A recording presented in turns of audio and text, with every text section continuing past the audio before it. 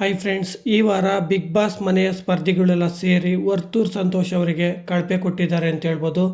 ಹೌದು friends, big boss ಮನೆಯ ಎಲ್ಲ ಸ್ಪರ್ಧಿಗಳ್ನು ಲಿವಿಂಗ್ ಏರಿಯಾಗೆ ಕರೆದು ಯಾವ ಒಬ್ಬ ಸದಸ್ಯನ ಪ್ರಯಾಣ ಸ್ಲೋ ಮೋಷನ್ ಆಗಿದೆ ತಿಳಿಸಿ ಅಂತ ಹೇಳ್ತಾರೆ.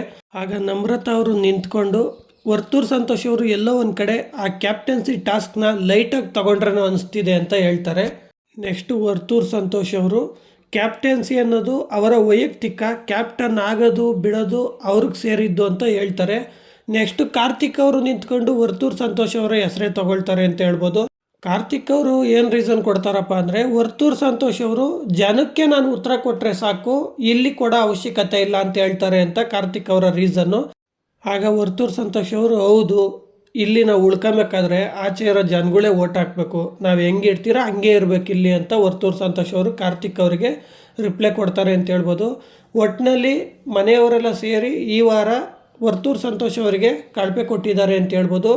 ಕಳಪೆ ಕೊಟ್ಟ ಮೇಲೆ ಜೈಲಿಗೆ ಹೋಗ್ಬೇಕಾದ್ರೆ ಒಂದು ಮಾತು ಹೇಳ್ತಾರೆ ವರ್ತೂರ್ ಸಂತೋಷ್ ಅವರು, ನಾನಿಲ್ಲಿ ಗೆದ್ದು ತೋರಿಸ್ತೀನಿ ಅಂತ ಎಲ್ಲ ಸ್ಪರ್ಧಿಗಳಿಗೂ ಚಾಲೆಂಜ್ ಮಾಡ್ತಾರೆ ಅಂತ ಹೇಳ್ಬೋದು.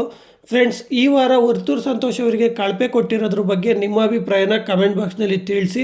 ಹಾಗೆ ಈ ವಿಡಿಯೋ ಇಷ್ಟ ಆಗಿದ್ರೆ ಒಂದೇ ಒಂದು ಲೈಕ್ ಮಾಡಿ, ನಮ್ಮ ಚಾನಲನ್ನು ಸಬ್ಸ್ಕ್ರೈಬ್ ಆಗಿ ಸಪೋರ್ಟ್ ಮಾಡಿ ಅಂತ ಹೇಳ್ತಾ, ಓಕೆ, ಬೈ ಫ್ರೆಂಡ್ಸ್.